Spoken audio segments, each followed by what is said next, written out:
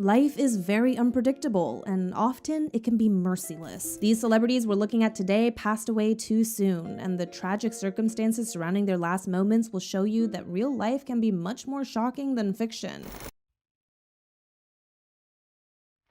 On July 8, 2020, former Glee star Naya Rivera took her 4-year-old son Josie to Lake Piru, California, where they hired a boat. CCTV footage shows the last images of Naya as she gets out of her car with Josie and heads over to the dock.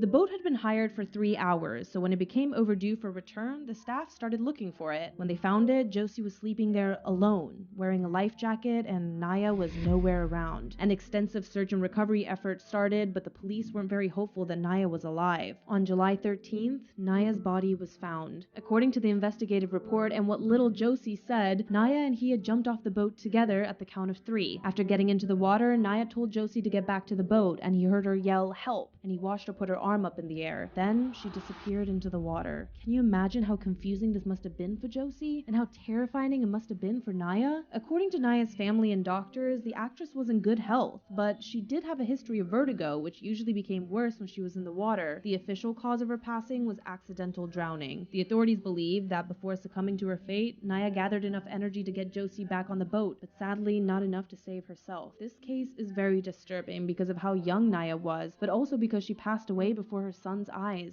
This must have been heartbreaking for Naya and Josie, who probably couldn't understand what was happening at the moment.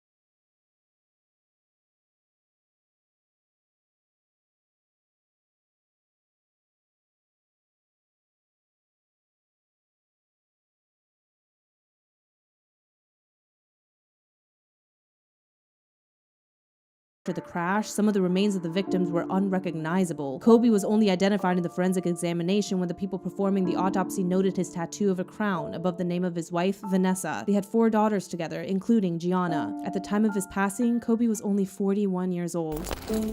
Heath Ledger.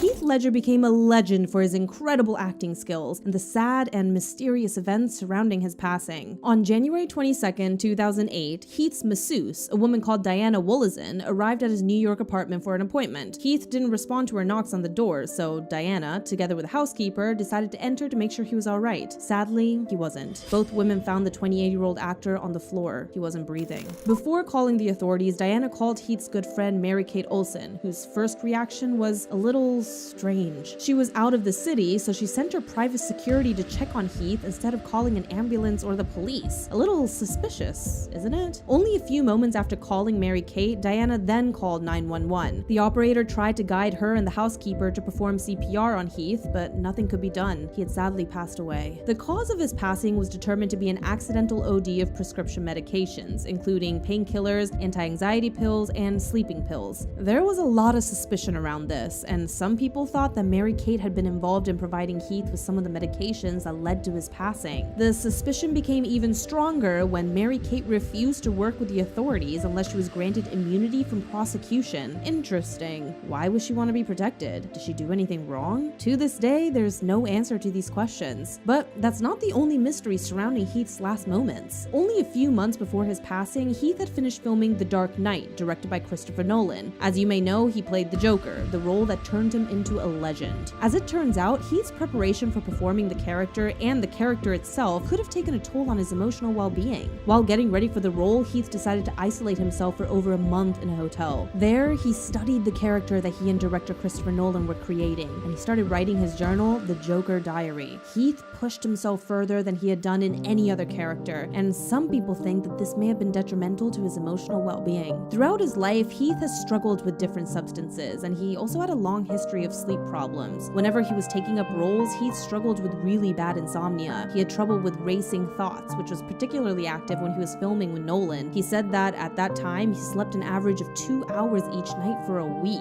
As if that wasn't enough for Heath to deal with, just a few months before his passing, Heath and his girlfriend Michelle Williams, with whom he had a daughter, had decided to separate. Considering all of this, Heath's family had a lot of reason to be worried about his well-being. The night before his passing, Heath's sister warned him on the phone not to combine his prescription medication with sleeping pills, to which he responded he was fine and that he knew what he was doing. But even if he said he knew what he was doing, experts revealed that his passing could have been preventable if, as his sister had suggested, Heath hadn't combined so many substances. So, did he actually know what he was doing? Did he do it on purpose? Some people wondered that, but the official cause of his passing was determined to be an accidental OD. Heath's performance as the Joker awarded him a posthumous Academy Award for Best Supporting Actor and made him one of the most acclaimed performers of his generation. But I wonder if things would have taken a different direction if Heath had never been the Joker. Walker was the star of the Fast and the Furious franchise. On November 30th, 2013, Paul was in the passenger seat of the Porsche GT his friend Roger Rodas was driving. They had just left a charity event for people affected by Typhoon Haiyan. It was around 3:30 p.m. when his friend lost control of the car and it crashed against a pole before bursting into flames. After the accident, authorities checked the security footage of a nearby building, and they discovered something heart-wrenching and extremely disturbing. The fire did not become a raging fire for about a minute, which would mean that the two occupants in the vehicle would have had 60 seconds to get out if they could have. Neither Roger nor Paul, who was only 40 years old at the time, passed away on impact. When the autopsy was carried out, authorities confirmed that Paul did not pass away immediately after the collision because bits of soot were found inside his body. Both bodies were so badly burned that they had to be positively identified through their dental records. No alcohol or other substances were found in either of the bodies.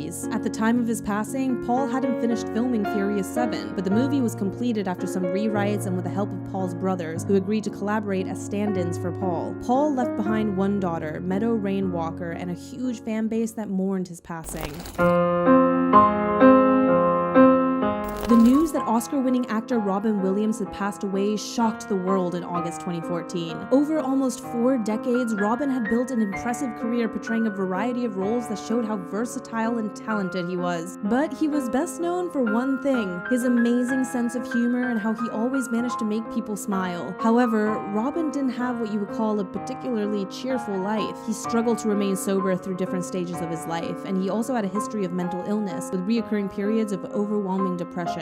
In the year before his passing, Robin's mental illness took a turn for the worse. He started having even more fear, anxiety, and insomnia, which led him to have memory loss, paranoia, and delusions. Robin seemed to be struggling a lot, and the doctors couldn't find an exact diagnosis to explain his increasingly strange behaviors. At some point, they mistakenly diagnosed him with Parkinson's disease, and this news also took a toll on his emotional well-being. On August 11th, 2014, Robin just couldn't take it anymore, and he sadly decided to take his own life. His wife, Susan Williams, went through unbearable pain after losing her best friend. I can't even begin to imagine how painful this must have been for her. Even more so because, according to her, she was aware of all of Robin's demons, but never thought that he would ever consider hurting himself. An autopsy was performed in an attempt to determine exactly what had been happening inside Robin's brain. Experts discovered that the illness that had been diagnosed as Parkinson's disease was actually Lewy body dementia. Lewy body dementia is a complex disorder with many different presentations. You can see very dramatic effects in thinking,